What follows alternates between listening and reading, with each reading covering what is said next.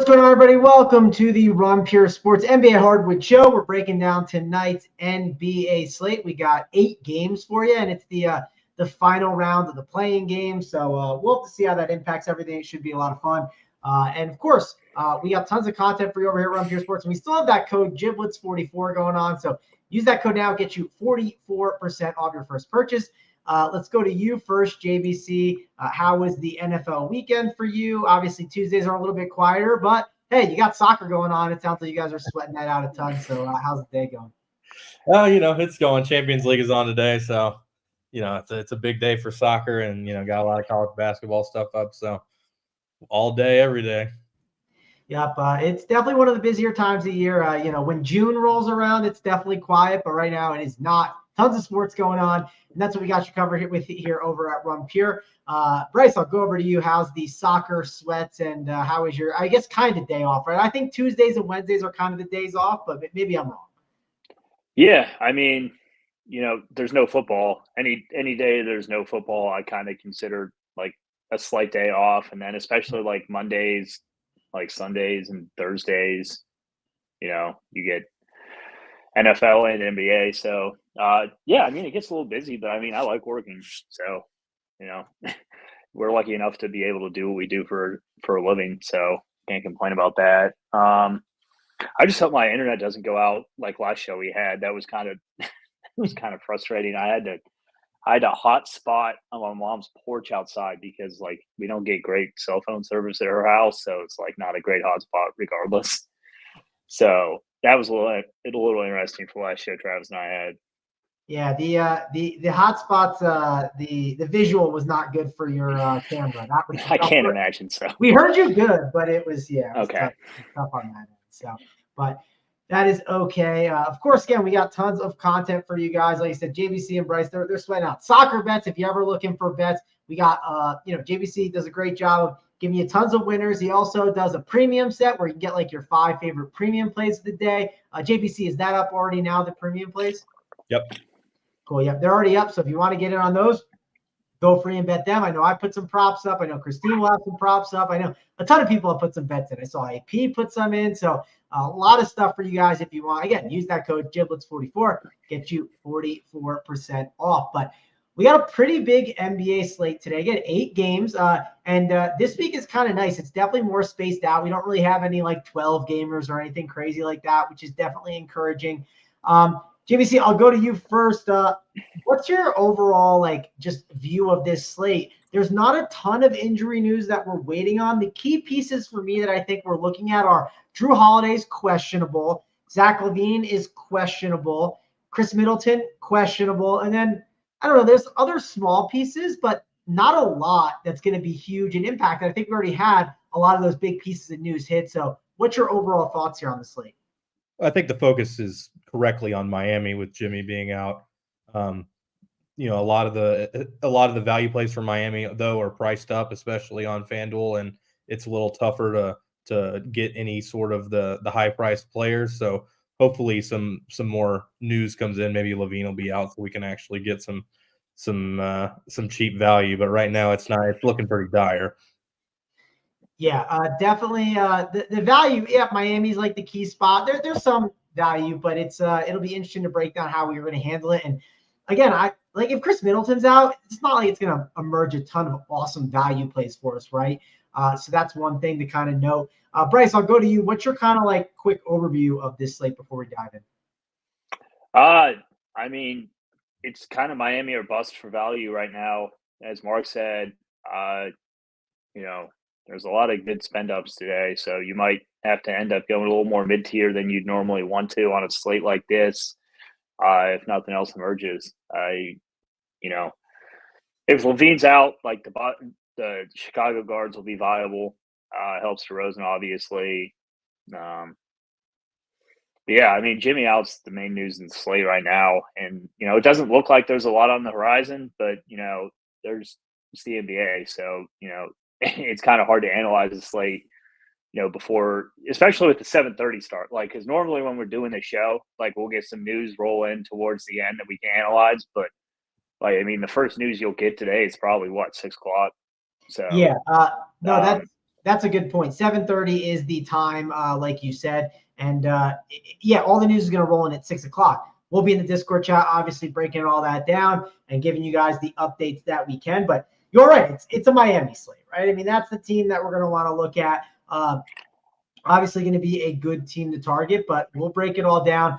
Let's go. I always go to DraftKings order. So DraftKings order wise, we got Chicago and Boston first, which, we do have some news, obviously, that we are waiting on in this game. Chicago, so let's say LaVine sits, right? Like, let's just say it happens. I mean, on this slate specifically, do we need Kobe White at 5'8"? No, I don't think we need him. I think it's fine.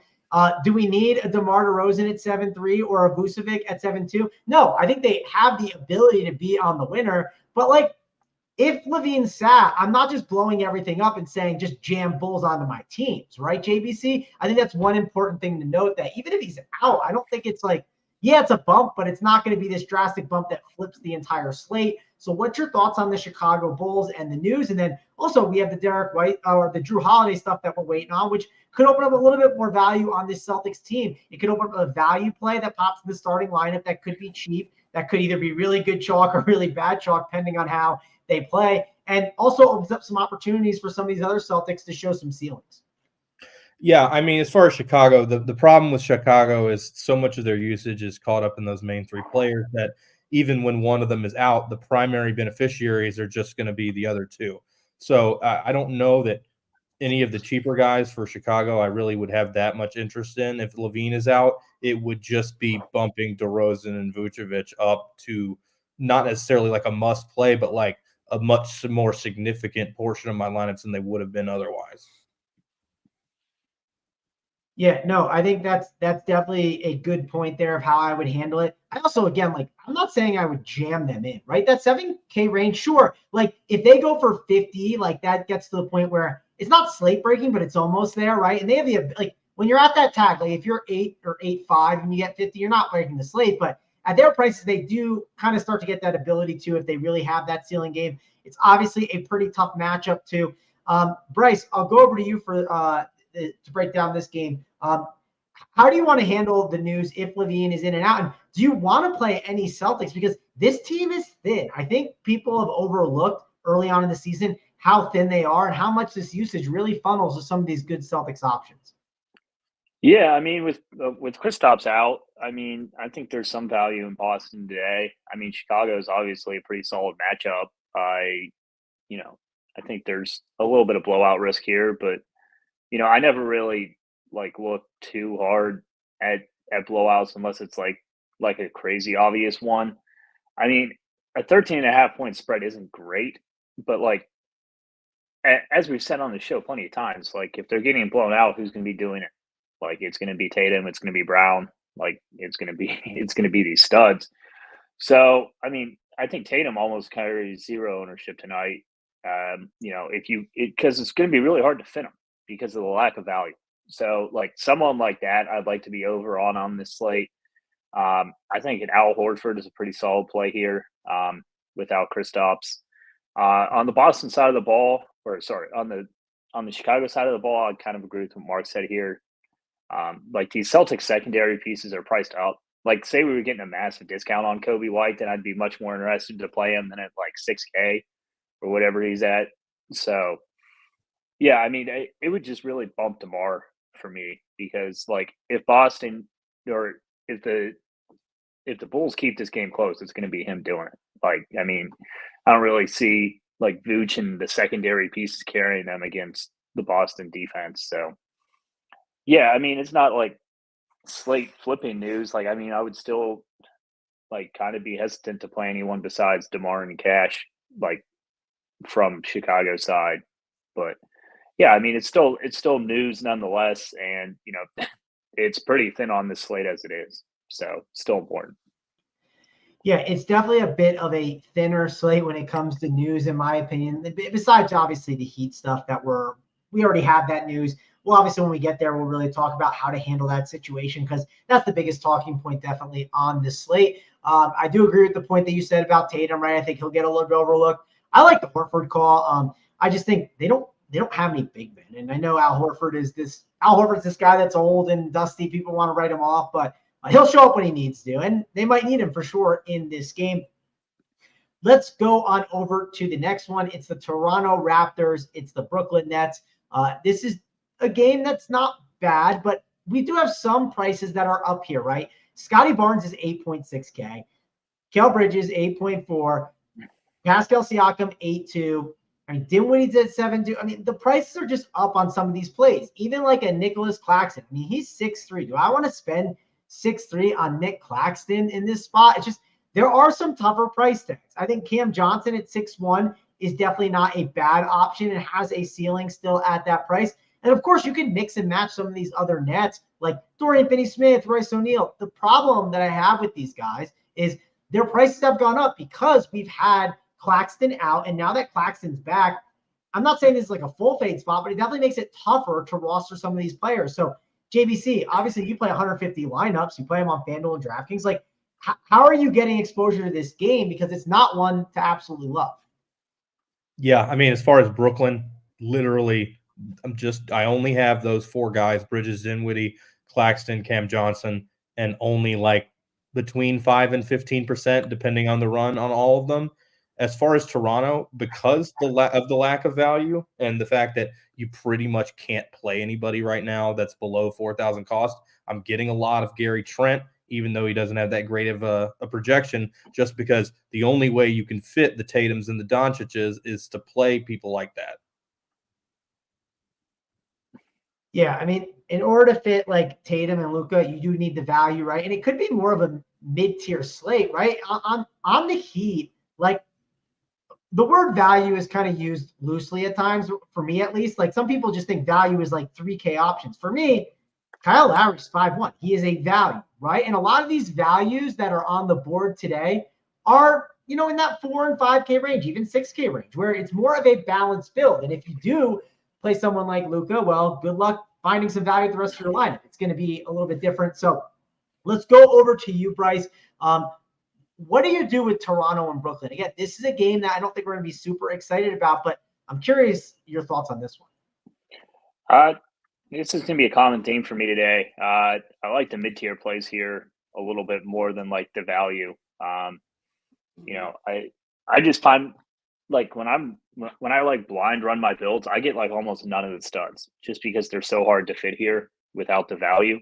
So I think that's going to be a common like way to build tonight. Like nobody's gonna be comfortable playing any of these like 3 or 4K guys. So because they're hard to find, to be quite honest. I mean, my favorite players here, I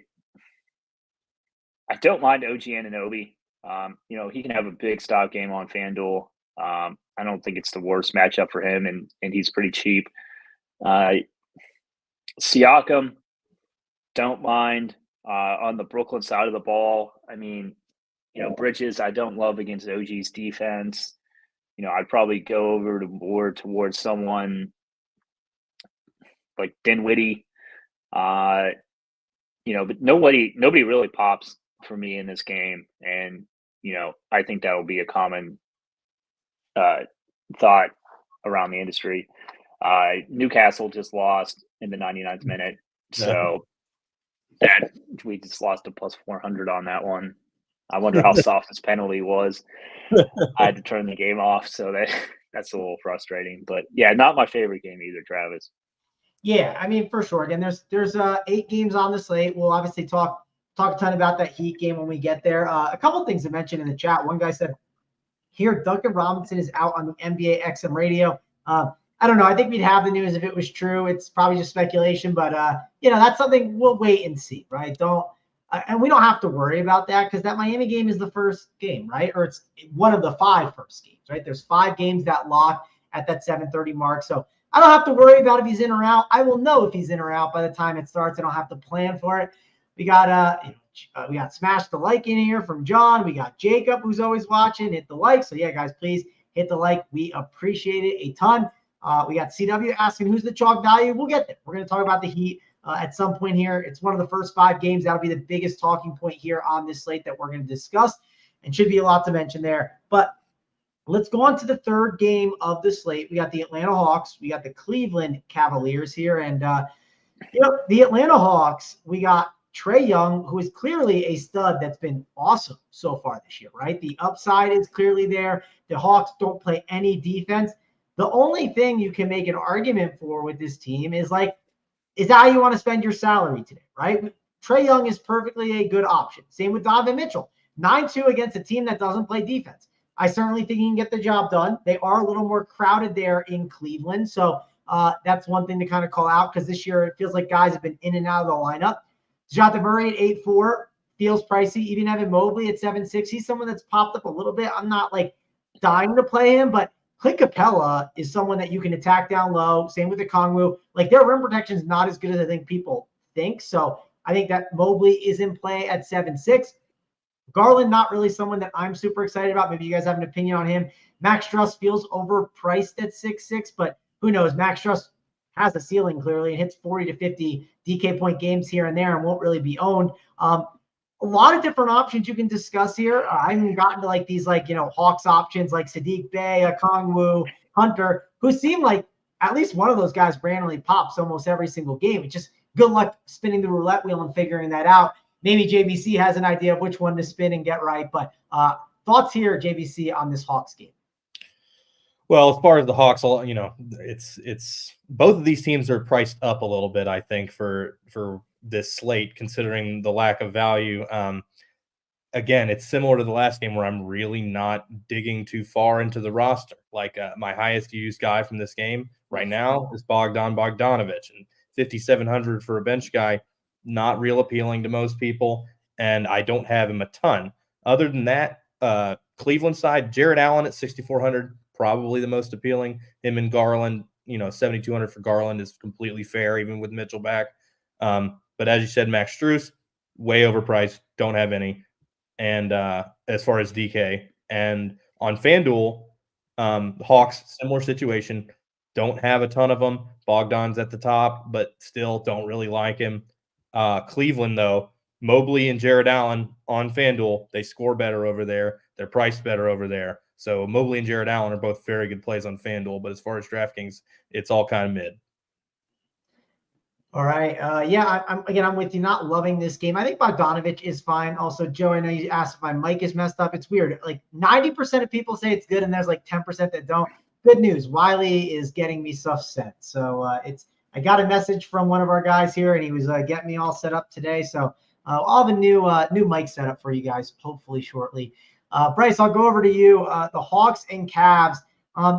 There's a lot of studs you could get exposure to at low ownership in this game. If it's the end of the night and I see Trae Young on the winner, I'm not going to be shocked. But is that a good way to use your salary? And do you want to get exposure to this game?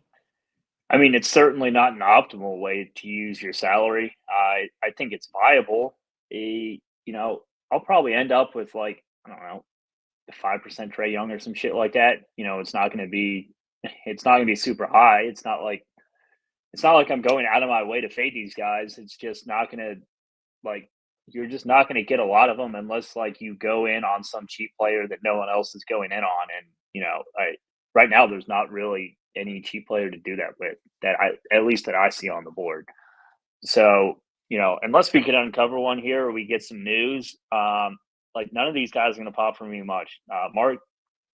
Mark's mentioned the Cleveland big men on FanDuel. They're definitely viable there. Stocks add up and they're pretty good. They're pretty good with them. So don't mind them. Max Strus probably one of the worst plays on the slate. I don't mind the cheaper Atlanta guys here. DeAndre Hunter, Bogdanovic, Sadiq Bey are all fine to me. I'd agree that Bog's the best of the three, then Hunter, then Bey for me. So, yeah, I mean, it's those are the type of value guys you're getting today. You're not getting the super cheap guys. Yesterday there was 3,200 DeAndre Jordan. That just ended up being pretty easy. Today is the opposite of that. Yeah, another thing worth calling out too, this is a slate where we have the Washington Wizards and Pacers not on it, right? And one reason we really liked Pistons yesterday was because they're playing the Wizards and the match was good, we don't really have those gigantic pace-up spots. Like if you look at the board, Atlanta's one of those pace-up spots, but Cleveland guys feel priced up. Charlotte, you can make a case as a team that we like to attack, but again, Knicks are somewhat priced up, and I mean, I don't know. There's not a lot of others. What? The problem with the Charlotte game is the Knicks are the most plotting team in the league. So it's, it completely kills any advantage they would have going against Charlotte. Yeah, 1,000%. Another team too, like Houston's another slow-paced team now in the league. Like it's just not a lot of ideal spots where it makes a lot of sense. And I mean, kudos to DraftKings. They've done a pretty good job with pricing this year. I've liked that the pricing has been a lot better and they've been a little more aggressive. So I'm perfectly fine with it. And it makes it for a pretty interesting slate. And it makes it where there's some slates where we're sitting there. I forget what the slate was, but it was like Trey Lyles was like the big value, right? We were considering like Daniel Tice and like, it just, I don't know, it makes it more intriguing. And I prefer these kind of slates. So makes it more interesting to me at least. Let's keep moving along. Let's go on to the next game. Which one are we at? We're at Milwaukee and Miami. This little game we'll definitely spend a lot of time on. And it's because Miami is a team that, like, listen, they're the best plays on the board right now. I mean, could things change? Could randomly Giannis get rolled out of nowhere and we don't expect it? Sure, that could happen. Not saying I'm expecting it to happen, especially with it being a play-in day kind of games. But Miami's the spot that we really need to be targeting on the board tonight. So the question is, how do we do it? So one, how many Heat are too many Heat, JBC? That's always a big question I like to ask. We also have Kyle Lowry, Josh Richardson, Jaquez. I mean, there's tons of different ways you can go with the values, but also Bam Adebayo is pricey, but he could easily have a massive game. So a lot of ways to go with Miami. How are you handling it? I don't like them as much as everybody else is going to. They're priced up a little bit. Spoelstra likes to spread out the minutes. I would not play more than 3 for sure. As far as who I like best, Jaquez at 5,400 is probably the best play on the slate on DraftKings right now. That's still, like, think about what I'm saying out loud. Jaime Jaquez at 5,400 is not that great. So it's not, it's not like DeAndre Jordan last night where I'm shoving all in. It's just all that's there. You kind of have to do it, but ultimately I'm still not using any of these guys more than 35, 40%.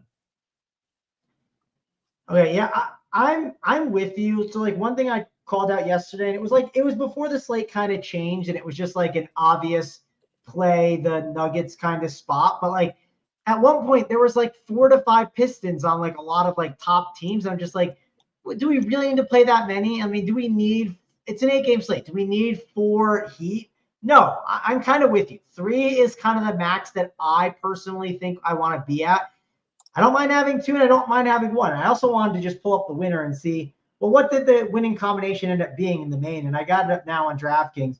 And the winner had 2 Pistons and let's see, it had 2 Nuggets. So this is like something to think about. Like if everyone's going to play like 3 or 4, why not just play 1 or 2? You don't have to set a rule in there, but feel comfortable with just having that on your teams. I don't think that's a bad thing to do. JVC, I'll ask you this. Do you set any rules for it? You said max of 3 Heat. Do you set any kind of rules with how to handle it? Yeah, I mean, I'm only playing 3 of anybody or any team. I have that as a hard and fast rule, like 95% of slates. Yesterday was different because Denver had a lot of min cost guys. And when people are min cost, it's a little more rational to be able, they can all hit their number. But the Heat, they're all over 4,000. Like if you play 4 Heat, they all got to get 35, and that's just not happening. So I don't see it as being logical whatsoever to play 4 Heat. 3 is fine, obviously, but not 4. Yeah, when I went through Saber yesterday and like went through everything, I typically don't leave 4-mans in, but I did leave them a little bit yesterday. I will say that. And so it sounds like we were in agreement on that yesterday. That was mainly the Nuggets. It wasn't the Pistons. It was yes. So when all the adjustments came through, I was looking at it more. And again, they weren't on a lot of my teams, but there was like a few. Then I was like, I'm not going to blow everything up and change it from there. Bryce, we'll go over to you, talk about this Miami situation and how we're supposed to handle it here. It's clearly one of the better spots on the board. There's they're the values of the day. So how do you rank these values? And also, any interest in the Milwaukee guys, right? Giannis could be a good run back. Damian Lillard could be a good spend up option. They have the ability to break the slate, and if it shoots out, you can make a case for it. But I'm not getting there. How about you? I mean, if Middleton's out, I don't mind like Damian or like some of the other Milwaukee pieces. I think the Miami guys, I agree with Mark here. Not in love with them, but you kind of have to like them some just because of the slate structure. Definitely max 3. This is not a max 4 situation. They're better plays on DraftKings too. Like Caleb Martin is like $1,000 more on FanDuel. Jaquez is what, $600 to $800 more. Lowry's about the same price. So yeah, I mean, I think they're better plays on DraftKings than FanDuel. I think they're good, not great. I mean, I'd feel a lot more comfortable if these guys were like high 3Ks. Like, say you got Caleb Martin for like 3,500 or something, I'd probably be playing like 100% Caleb Martin. But you don't. So yeah, I think max 50% on any of these guys sounds like about as strong of a stance as I would take. I think anything higher is a little thin. And, it's not like these guys are going to come with no ownership too. So like, if you play them in the 30s, you're probably going to be right around the field, I guess. So, yeah, I mean, it's no like giant secret that Miami's right now the best value. And, once again, we're analyzing this, over 2 hours before an NBA lock. So, a lot can happen in the next hour and a half as to where like these guys might actually become very good leverage plays. Like you get some other value and it's like everyone jumps to what's up. If Duncan Robinson sits, then yeah, I mean, if Duncan Robinson sits, then that definitely helps the Miami guys. Or like I was also more saying like, say we get a guy out on another team and everyone jumps ship from Miami to that team, like, the Miami guys will come in lower and, I might just play both of them or like both injury situations. No, I mean, that obviously could happen, right? Like if Şengün randomly got rolled out right now, right? That would just like flip the slate and there'd be all these value plays that you would consider. Not saying that's happening, but just saying it, that's one player that could easily change a lot of the slate. Also, the point that you brought up with FanDuel, I thought was a pretty good point too. Like if you look at FanDuel, these Miami options just are not as enticing over there. If I pull it up and just look at the pricing, Bam Adebayo is 9.4 at center, and you can only play one center on FanDuel, so that's a little bit different.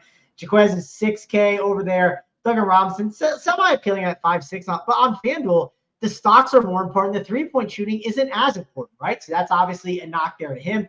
Kyle Lowry seems like the best FanDuel value that we have on the board. So that'll be the guy on FanDuel that if I played, I'd probably get the most of. JVC, do you agree on FanDuel? They're just not as much in play, and Lowry's the best one on the board? I like Duncan Robinson at 5,600 on FanDuel. I'm getting a ton of him. It's a much better play than DraftKings where he's 6,200. It's just over there, the Miami, as you said, the Miami guys aren't as appealing. That said, Bam Adebayo, 9,400. He does score better on FanDuel with all the stocks. So, I don't mind him at all. Most of the guys other than Duncan Robinson for Miami on FanDuel, I'm looking at 10 to 15%. Nothing crazy. It's just not as good over there. And as far as Milwaukee, I have hardly any of them on either side. I don't think I have a single player over 4%. Giannis is very, very, very difficult to get in. Lillard's overpriced. I just don't see a reason to play Milwaukee at all. Yeah, well, it's hard to get them in. And not only that, we just don't have the value. Like, we don't have like 3K guys to get Giannis, right? It's just like, it's not easy right now. Now, could that change? Yes, of course, right? If like we've had slates recently where Jokic was like 12.9K and everyone's like, I can't play Jokic. I don't have value. And then one piece of news hits and everyone's like, I'm playing Jokic. So things can change quickly for sure. That's why it's great to be in the Discord chat. If you're not in the Discord chat, we're always here answering your questions for you, helping you out with this NBA stuff. Things move quickly for sure. That's why it's great to be in the Run Pure Sports Discord chat. So if you haven't signed up, use that code Diblets44. get you 44% off your first payment for monthly or weekly. And it's a great time. And it's a fun place to sweat out the games and just, sweat out soccer with JVC and Bryce, right, on a random Tuesday afternoon if you want. So it's a good time for sure. Let's move on over to the next game. And Alex wondered if I accidentally skipped over that game. I did not. We're getting there. I told you, the DraftKings order, right? That's the way that I normally go through it. So we're going through the DraftKings order. That one is next up on the list. And, I mean, on paper, Charlotte is typically a spot that we're down the target, right? And they're missing LaMelo Ball. You would typically assume that with LaMelo Ball out, we'd be getting a lot of exposure to some Charlotte options. But I don't think that's totally the case today, right? It doesn't seem like that. It makes a lot of sense. Now, there's a couple options on the board to discuss. Like on FanDuel, Gordon Hayward is 5.7K. That's a pretty good value. He's shooting guard and small forward eligible. I always like to mention that positions matter a ton. And, hey, positions definitely matter here. You're able to get him on a couple more roster spots and some other options. Also, if you look at Charlotte, like, typically, we want to play them in this spot, but the problem is they're in a real pace down spot against a team that's just going to like really muddy up the game a bit, like JVC said earlier. You got Brandon Miller at 5'6" on DraftKings, PJ Washington at 5'6". Just not options I'm loving. I think they do have a ceiling, but there's a low floor with them as well. Bridges is also very much priced up. I mean, the dude is 8K right now. I mean, when he was in that 5 and 6K range, sure, it made sense.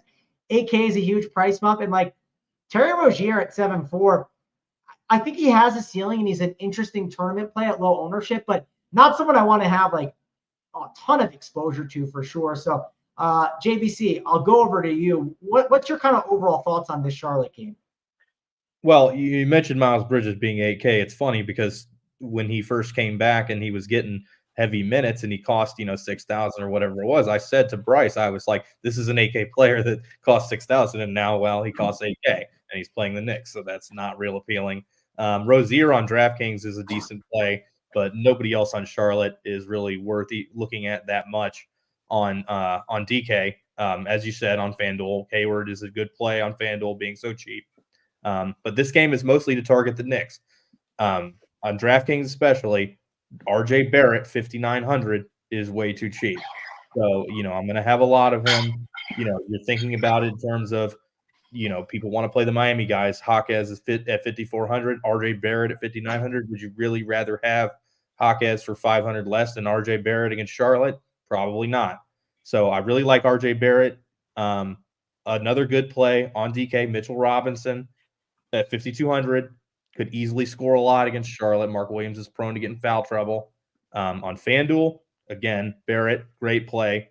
But Julius Randle at 8,200, very, very, very good on FanDuel. He doesn't score as well over there, but that's a completely fair price to pay for him. He's in there, he's roughly the same price as Evan Mobley, and it's a much better play. So, I like a lot of the Knicks guys today, but Charlotte not so much. Yeah, actually, one thing to call out with FanDuel, that's a good point by you, is Randall's topping at 8-2, and I don't think it's necessarily that it's just a great matchup and spot. I mean, I think it's fine. I think the key is you just have a lot of guard value and not guards that you're spending up on. Like, we have Gordon Hayward at 5'7". We have the RJ Barrett you mentioned. We have Kyle Lowry. Klay Thompson is like really cheap over there. And as Rubio told me today, a must-win game or something like that, because it's a big playing game. I don't know all the details on the playing stuff, but he was telling me that's a massive game and the minutes will be up. But, if you want to talk playing stuff with Rubio, go at him in the Discord. I'm not as excited to talk about the playing game, but he was all jacked up about it because he said Jokic played 42 minutes one night because it was a must-win nail-biter game or some bullshit. But I'm not digging that deep into that. I do want to dig into this, though. I got Big T in the chat, third with the Granny China set behind him. Impossible to lose tonight. The Granny China cabinet is great. And as Grim Ranger says, has that been opened in like the past 10 years or 19? I don't think it's been opened in my lifetime. This is my childhood dining room, like where we have Thanksgiving and whatnot. And I don't think I think we've used the China silverware, but I don't think we've ever brought out the nice China for any occasion. So yeah, I think my mom's moving next year, so I think that might be the first time they've opened it in 30 years. You gotta just leave it. Yeah. By the way, moving the childhood home sucks. Like, I'm gonna tell you right now, good luck with that one. It's there's a lot of stuff you got to deal with. And I have another question. Oh. What on earth is the wallpaper behind you, right? We don't see like the wallpaper like that these days. It's like holiday wallpaper. It's like cherries and I think there's actually mushrooms on it. Okay. Pine cones. Yeah. Very nice. You don't see those these days anymore. So no, it's a little bit of a throwback, but like I came home and my room was like totally barren. I was like, Mom, what'd you do with all my shit? And she's like, oh, it's down here. I need you to clean it out. And there's just a giant pile of stuff. I'm like, Mom, I live in a condo now. I don't have room for this shit. She's like, doesn't want me to throw out all my childhood stuff. Mom got rid of the race car bed and the trophies from when you were a kid, hanging up there. So I really hate to see it. But it's more like the sports memorabilia stuff that I find cool. Of like myself, like being somewhat athletic in high school. Is for sure. Bryce is frozen. I don't know how bad it is right now. That is a not appealing frozen face too. That's good. Are we good now? Yeah, it's you're like jump starting. Yeah, you're back now. You're a little better now. So, but we hear your audio pretty good. So hopefully Mom or Grandma's internet can hold up here on this one. But break down this Knicks and Hornets game for us here, Bryce, and hopefully your internet holds up.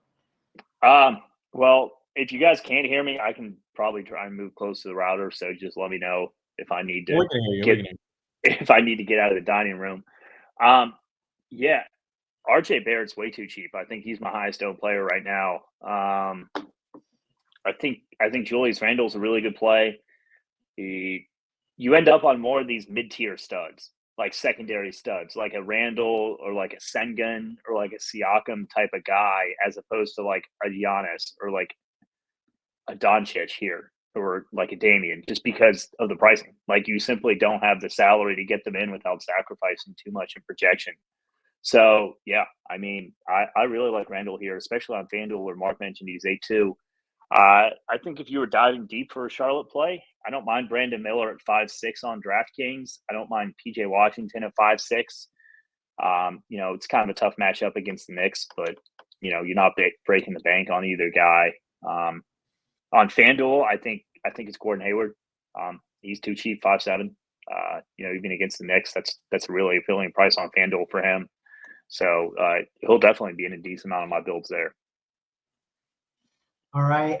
Jacob has a great question. Does it change with the seasons? There's no way the wallpaper changes, right? It's not like Valentine's Day. We don't get like hearts up there or anything like that. No, I think we'd spend 3 days in this room. It was Christmas, Easter, and Thanksgiving were like the 3 days we'd ever eat in the dining room. The other days we just eat in our kitchen. Yeah, the table never gets touched. I think we've all had those tables. So, no, I totally get that. Let's go over to the next game up. And if you guys could, we got 577 watching. Please hit that like. We'd appreciate it over here at Run Pure Sports. And also, if you haven't signed up, we got, get Giblets 44, get you 44% off. You get to check out the premium show. And today's Tuesday, so you get Big T, you get JSU and Holden. They'll be breaking everything down there, talking about the slate. So be sure to check that out. Let's keep moving along, though. Let's go on over to OKC and the Minnesota Timberwolves. And let me tell you, we had a lot of fun Timberwolves talk in the chat today.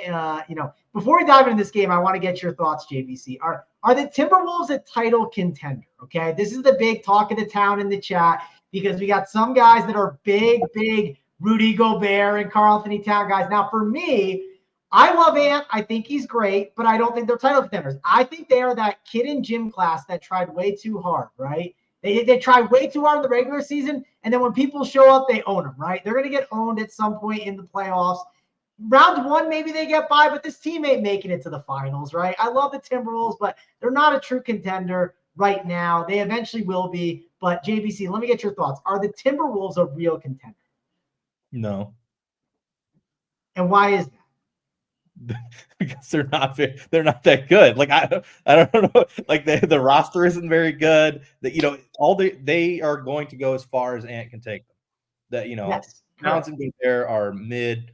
They're okay. Like they're great to have out there, but they're not going anywhere in the playoffs very easily to play them off the floor, especially Gobert just by playing matchups. if Ant takes some gargantuan leap, then like if Ant becomes playoff Jimmy Butler. Yeah, if Ant becomes playoff Jimmy Butler, then yes, 100%. But if Ant becomes Michael Jordan, but other than that, no, they're fucked. All right, well, look what we have here. We have a guest arriving on the show with us, Big T. Yeah, I haven't had the honor of being on here with Third and JBC. Maybe since the beginning, at least on our free show. So we had to hop on. And I got the song. We haven't been able to do a lot of this. Oh, what's this shirt? Don't ignore my shirt you sent to me back in the day. That to him.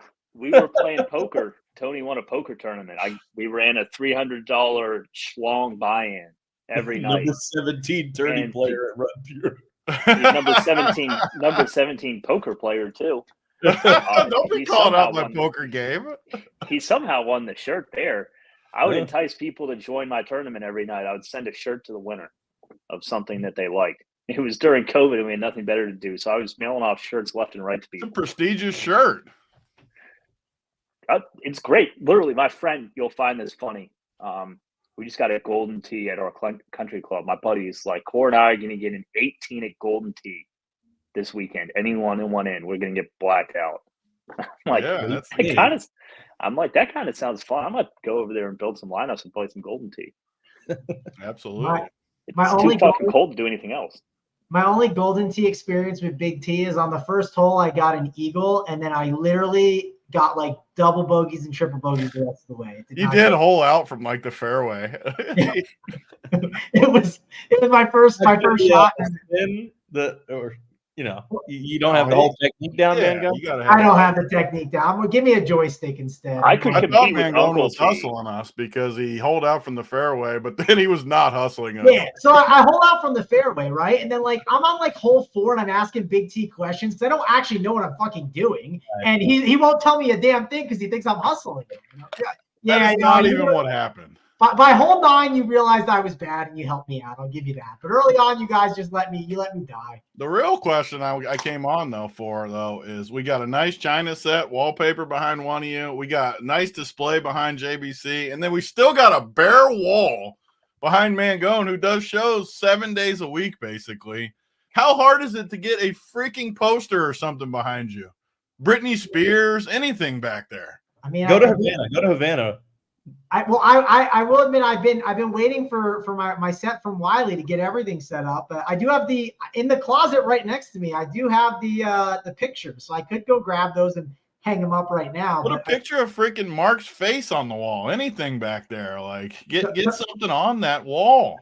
Tony, before I put all those pictures of you up on the shows, I almost got a fat head of you to put it on the back. Please do not do that, however. Do that.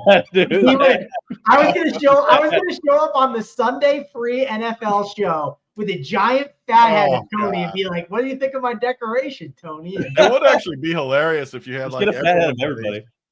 Just get one of Tony, one of me, one of Bryce. Put them all up on the wall. It would be hilarious if you had everyone's face back there. Yeah.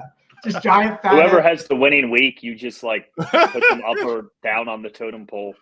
Yeah. If you watch the Manning cast when they make a good prediction, their head goes on the wall. You could do that. Like whoever wins that day, their head goes up on the wall. Yeah. Or it could be like a MySpace top 8 where I move you guys in rankings up and down, like top to bottom. I miss the MySpace top friends. Yeah, Mangone's best friends. I could be on a show and be like, JVC says something I don't like and just move him from 5 to 6 or something. I might have to do this. This is a good idea. We're coming up with good content on live on air right now. So, Big T, I know you jumped on. I want to ask you: Are the Timberwolves title contenders? This was the fun Discord conversation chat of the day in the NBA chat. The regular season tournament? No, we're talking the playoffs. Oh, like the playoffs? Yes. No one actually believes that. I mean, there are people that believe that. Ooh, name them.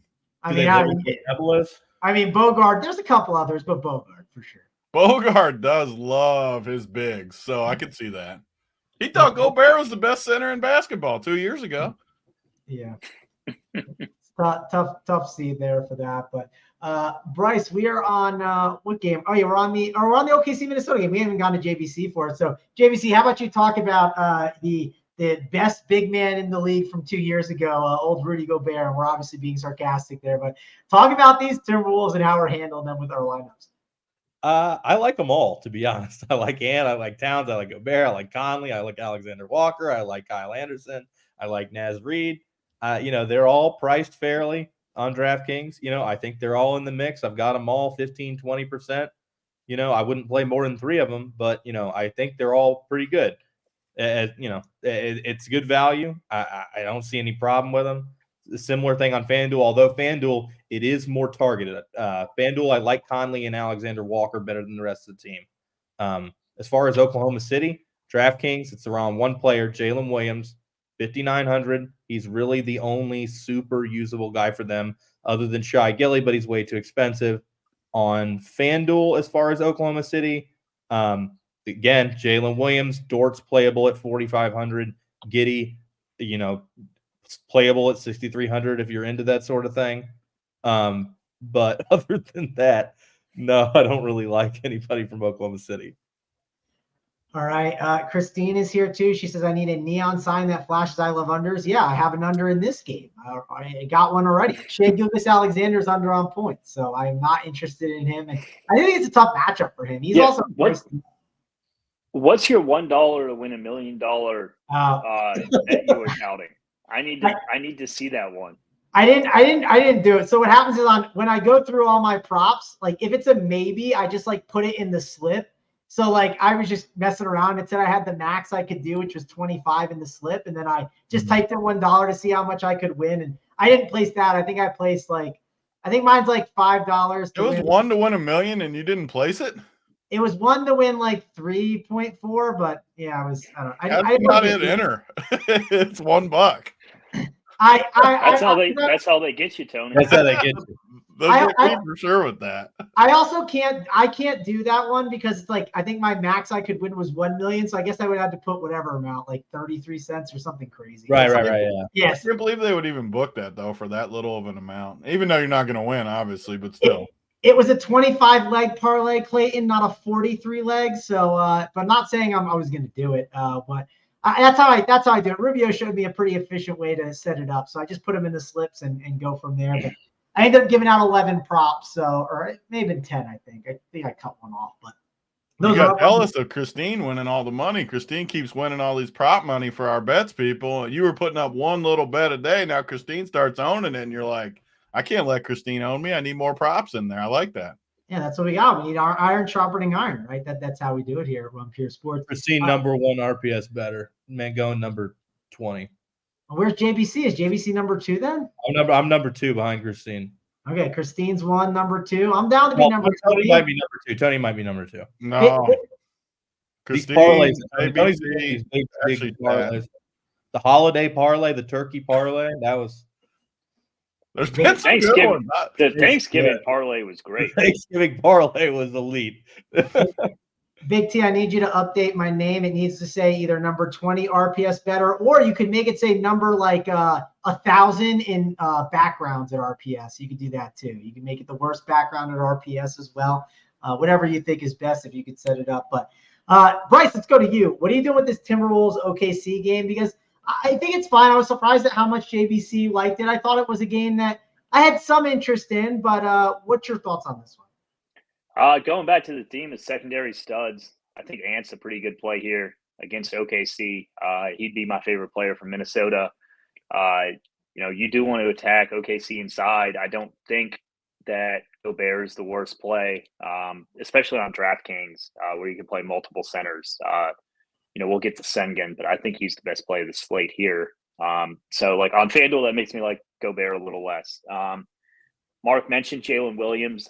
He's definitely in play on both sites. Dort, Alexander Walker kind of stands out a bit on FanDuel, just at the guard position. Value sucks here. So you're going to end up on like mid-tier and secondary studs, which is kind of why I like Ant a bit. It's going to be really hard to get to like a Luka. So like you might as well like anchor your team with like, if you anchor with 8,900, like you can still build out like a good rest of your roster. But like if you're anchoring with like a 12K player, like you get thin super fast. Yeah, when you do play someone that's really expensive, you don't have the value, right? The value that we have today is more mid-tier value. Big T, I don't know if you looked that much at this later, if you just want to hang out with us, but do you have any thoughts on that game?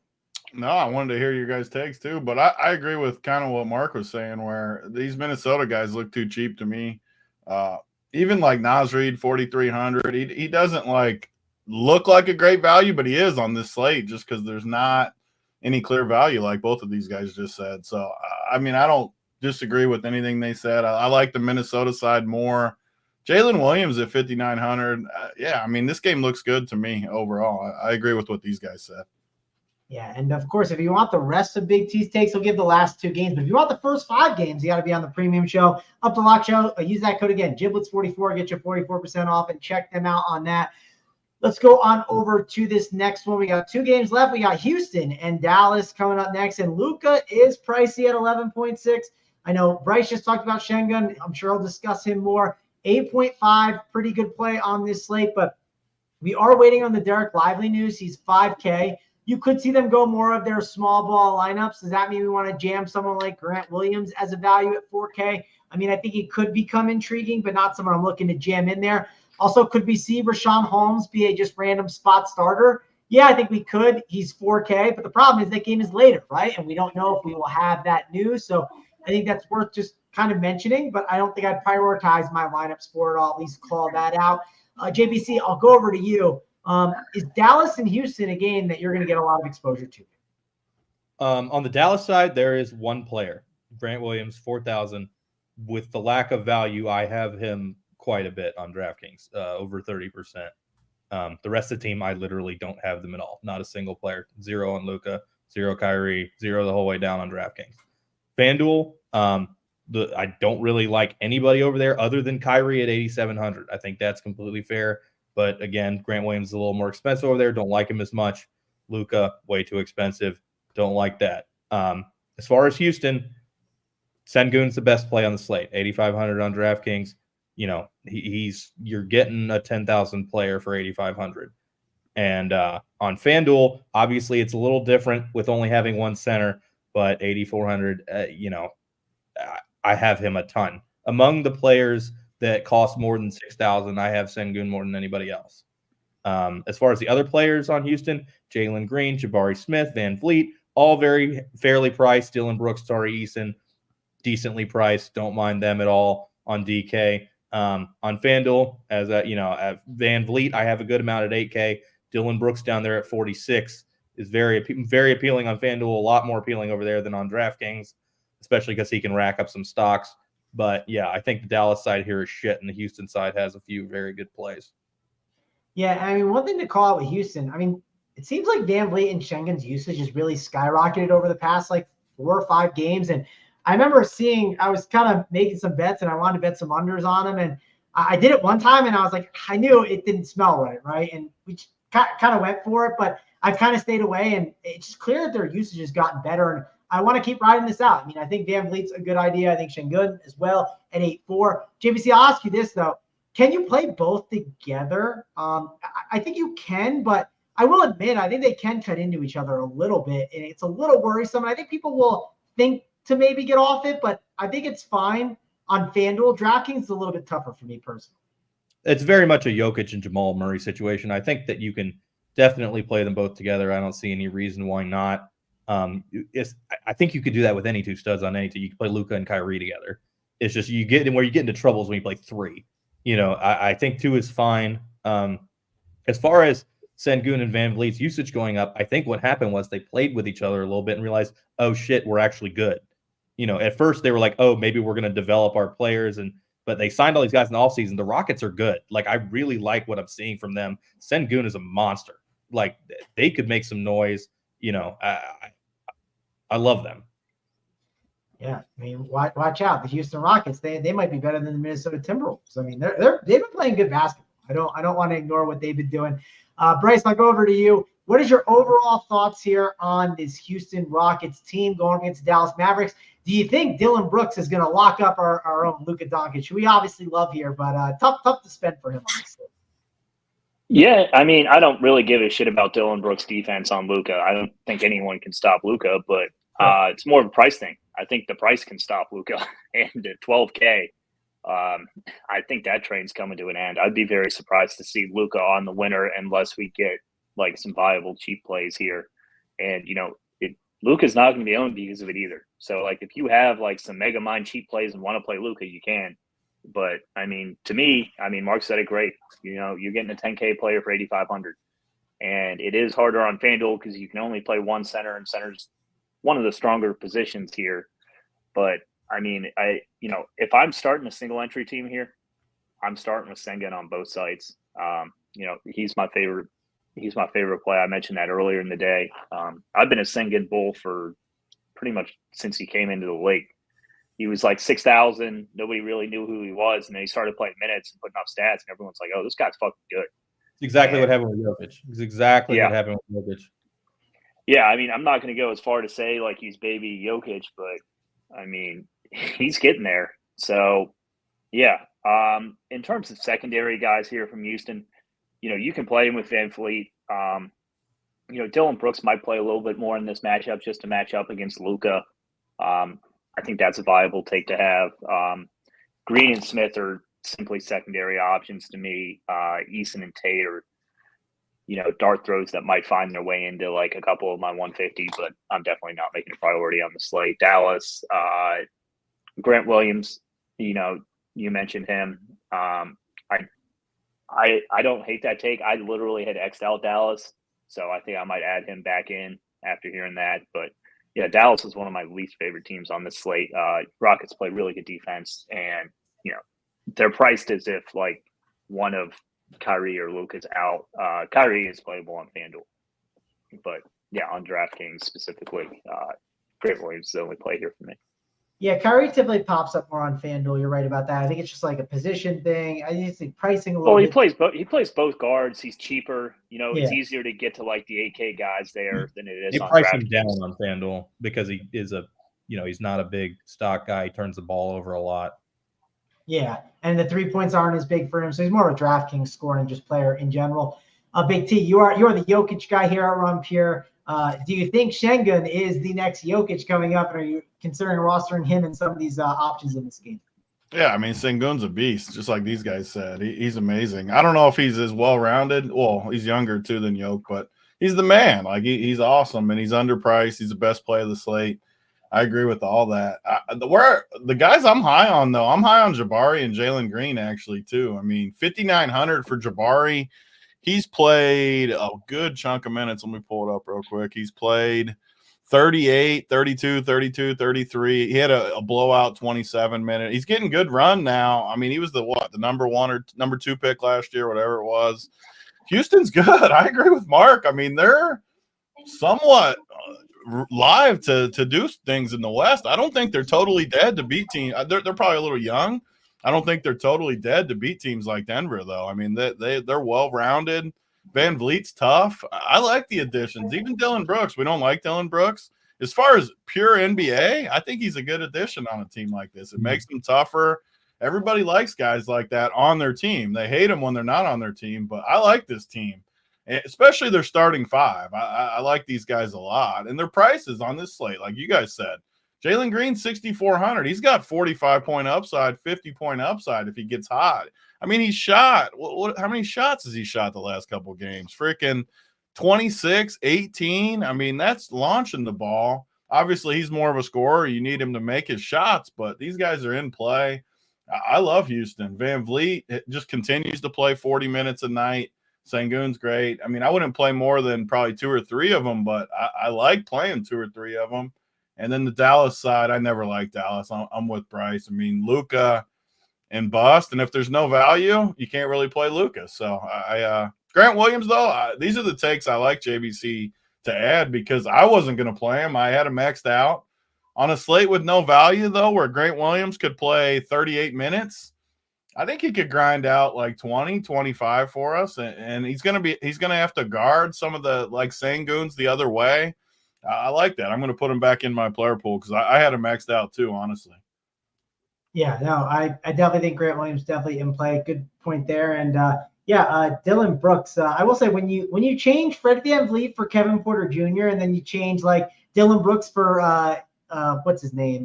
KJ Martin. Like it's a big upgrade, right? Yeah, you get so much tougher, much tougher. Yeah, and those guys get a year older, so and you get Udoka as a coach. It was definitely massive additions for them for sure.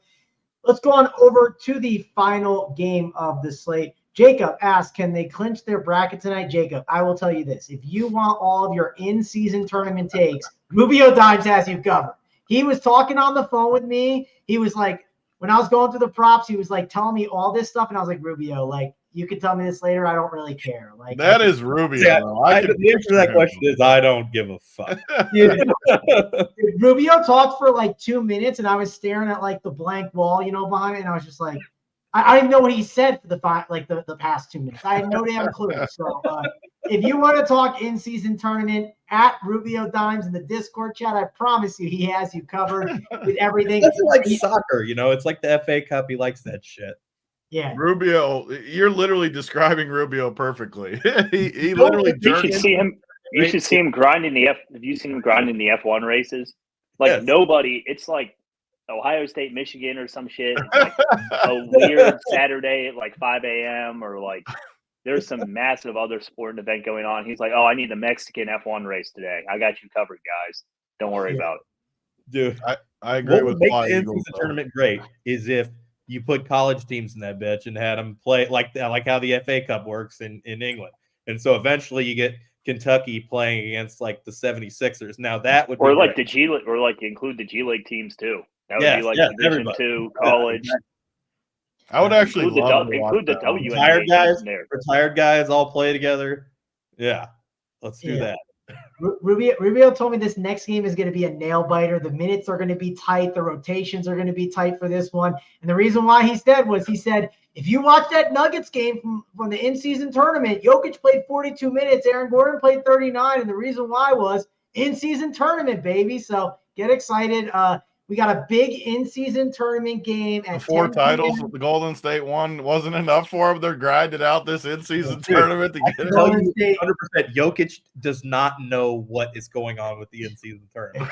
He doesn't know what they've won. He doesn't know any of that. Oh. Yeah, so Golden State, Curry wants to really get this one. He is excited for it. Draymond Green returning in time for this game as well. Draymond said, I can't wait to get out there and grind out this in-season tournament. But, hey, pricing on the Warriors is up, right? Because Draymond's back. It's going to mess some things up a little bit here. I don't see myself interested that much in these options. So I'm not that excited about the Golden State side. The Sacramento Kings side of the ball, though, listen, I mean, De'Aaron Fox is 9'8", and the dude has a ceiling. You could definitely sprinkle him in there, and he can easily get you 60-plus fantasy points. So I won't ignore that. Malik Monk at 5.6. There's just not a lot of 5.6K guys that you could say can go out there and get you 40 DK points. And listen, if I'm Mike Brown, the Sacramento Kings coach, and I want to win the in-season tournament game tonight, this big one, I am playing Malik Monk 40-plus minutes, right? Like I'm getting out there and getting him in there, but I'm totally joking with that, but I do think Malik Monk is not a bad play. Domantas Sabonis on FanDuel specifically, because we have a lot of guards that you can, pay down for. I think Sabonis at 9.9 isn't the worst idea, but I don't know. It's an in-season tournament game, and Sabonis struggled in the playoffs against these guys, so maybe that's another reason. So if I mention the word in-season tournament one more time, someone's going to be too drunk, but JVC, talk about this game. As far as Golden State's end, on DraftKings, I'm not really interested in a lot of people. I guess Klay Thompson at 5,900 is all right, but not great. Curry, 9,500 will sneak in there. Don't really like anybody else at all. As far as the other side, Sacramento, as you said, Malik Monk is an elite play on the slate. Love Malik Monk. DraftKings, he's a great play, but on FanDuel, Malik Monk is like borderline. Like I think Malik Monk on FanDuel is the highest I have on any player on either side. I have Malik Monk in like half my lineups on FanDuel. I think he's great over there. Yeah, and for good reason. I think it's a really good spot for him. I'll admit, I dabbled in Malik Monk a little bit when Fox was out, but I think Fox being in kind of helps him a little bit more, as crazy as that sounds. So just think it helps give him a little bit more facilitation, and I just think it helps keep them in games more. They don't get blown out like they were getting blown out, which was important. Bryce, I'll go over to you. What's your thoughts on Malik Monk, Kevin Huerter, and these Kings options? And do you have any interest in getting exposure to some of these Warriors? Because I will say Klay Thompson, He's 5.5K, which is cheap over on FanDuel specifically. So I don't want to ignore him completely. And again, if this is a playoff atmosphere and it's getting rowdy in Sacramento, they might need Klay Thompson to play 40 minutes tonight. I don't mind Klay on FanDuel. Don't mind him on DraftKings. I prefer him on FanDuel. Draymond, I don't mind on FanDuel. Coming off his suspension, he can always run into a big stock game. If you're looking for mid-tier players, I think you can do worse at 6K. I got no interest in Steph on either side tonight. That pretty much does it for the Warriors. They have weird stories about Wiggins coming out. Finally gets paid. Now he sucks. He's been having some weird off-the-court issues that we don't need to dive into here on family-friendly shows. So I'm just going to get off the Warriors here and head over to Sacramento. I love Malik Monk. I think he's a great play on both sides. I think he's one of the best guard plays out there. I think Sabonis is probably my third favorite big. I would rank them Sengun, Randall, and then Sabonis in terms of like how much I like them, like point per dollar. So yeah, I agree with you guys there. The Sacramento Wings are playable. I don't think they're like the best or the worst plays on the slate, but without Keegan Murray, I think that helps Monk more than any of these guys personally. So I agree with Mark on the Monk take. All right, a couple of things to talk about in the chat. So for one, Jacob, you are so right. Maybe Minnesota can win an in-season tournament, that they can win this one if they win a tourney. But I will say, I did listen to Rubio Dimes. He told me Minnesota has to win by 40 tonight, I think, to like get their spot. And are there? Oh man, are there odds on? Does anyone see odds on like to win the in-season tournament? I don't know those. I'll admit that is something. That is something probably offered at Rubio Dimes Sportsbook, but not. I don't know. I don't know what else they offer. Rubio, is that like an offshoot of 5 dimes? I also found Rubio's burner. Yeah. Rubio's burner is in the chat. I got an in-season tournament tattoo on my ass cheek. Only one of the cheeks, not both cheeks. No, Rubio's got to save that for like. What's on the other cheek? Some soccer league for sure. I don't know which one, but there's definitely a soccer league on the other for sure. But Bryce, do you have the odds or whatever? Did you find them or no? I don't think any site has them. It shows you how little this tournament means. Once it actually either that or tonight might be like super pivotal to like who makes it or who doesn't. So like they took them down before the day started or something. But no, I haven't been able to find them on any of the mains. You need Mark said you need like a 5 dimes offshoot that'll give you odds on like Kendall Jenner's like boob popping out on December 28th and like 2017. Yeah, I'm arm in arm with Tony. I'll get when the semifinals and finals are here, I'll get the ass cheek tattoo like Rubio, but no, not yet. I'm not excited about the everything now. Also, we did get a couple pieces of news just to call out.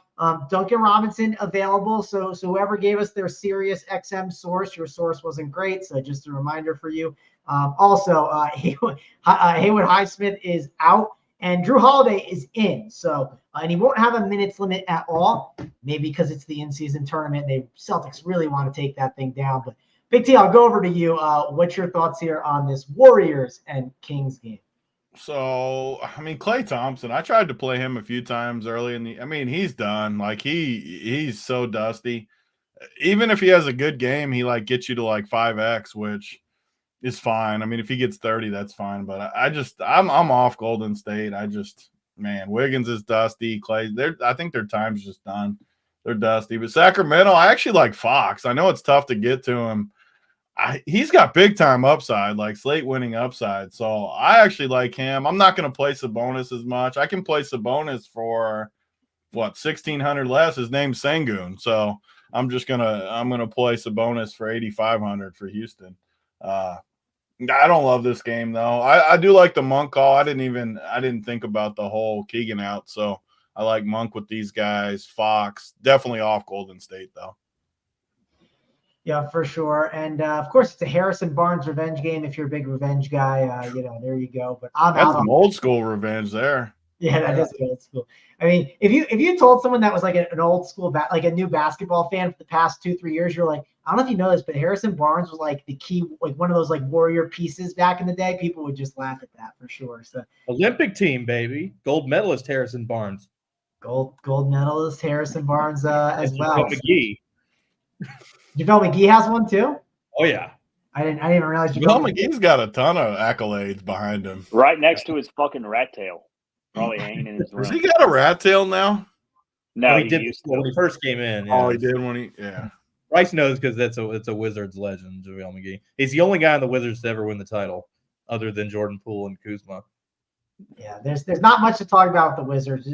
After John Wall, Bradley Beal, and Markieff Morris got buried by the Celtics at the funeral, it's been bad since. It hasn't been good. I thought about going to a game when I was here, and I was like, yeah, I don't want to. I mean, you can lock in that 150 to 140 score, which would be tight, but yeah. I mean, it'd be a fun game to go to for like betting wise, but like I don't want to. I mean, FanDuel or DraftKings would give me tickets, so I wouldn't even have to pay for them. I don't want them to have to pay for them to support this piece of shit team. Ted Leon's is just, I mean, signing Kuzma and Poole on the same team should just fire you immediately. You know, I get the whole at least be fun if you're going to suck, but that's taking it too far. We need to check in on Jordan Poole. I think something may be going on. Like he might have some serious personal problems. Did you see that play from last night? Where it's like he had a wide open shot and then he like travels into getting his shit like absolutely swatted. I don't get though is why did people ever think he was good? Like when was he good? I do no, never. Like I don't get it. Remember when those porn stars were at half court and then he hit like 5 shots in a row? That was like he was good. I mean, he was literally playing on one of the best offenses ever. Anybody could be decent. Like he brought them down even. Yeah, he was so bad on defense they couldn't play him. The Wizards are retarded. Sorry, wrong redacted. I mean, if we're being honest, Snyder probably could have got some buckets if he was playing. Snyder's not getting buckets on anybody, for the record. That was embarrassing what he did last year. Embarrassing. It's true, but Mangone whooped his ass. And Snyder, you're not allowed to play anymore. You're done. You're retired from basketball forever. But poker, Snyder's the best post-flop Omaha player in the country. So there you go. We get the Rupture poker games going. Watch out for Snyder out there on the poker table for sure. All right, we wrapped up the games. We can head on over to the plays of the day. What about Teo's response here? Low background has me dead. He likes your description I gave you. It's a good description for sure. So yeah, I love it. But let's go on over to the plays of the day and talk about it. Let's go over to you first, JBC. Who do you got? Who is the Panthers are a shit organization play of the day, JBC? Panthers are a shit organization player of the day. On DraftKings is Grant Williams, and on FanDuel is Malik Monk. There you go. Love it for sure. Bryce, I'll go on over to you next. Who is Granny's China set play of the day? Young gun, Sengun. Both sides. There you go. Sengun it is. Big T, I don't think you're allowed to give a play of the day, right? I think we have to wait on that because you're going to that's paywall content. That is behind the paywall for sure. Let's see. Who do I want to make my play of the day? Let's see.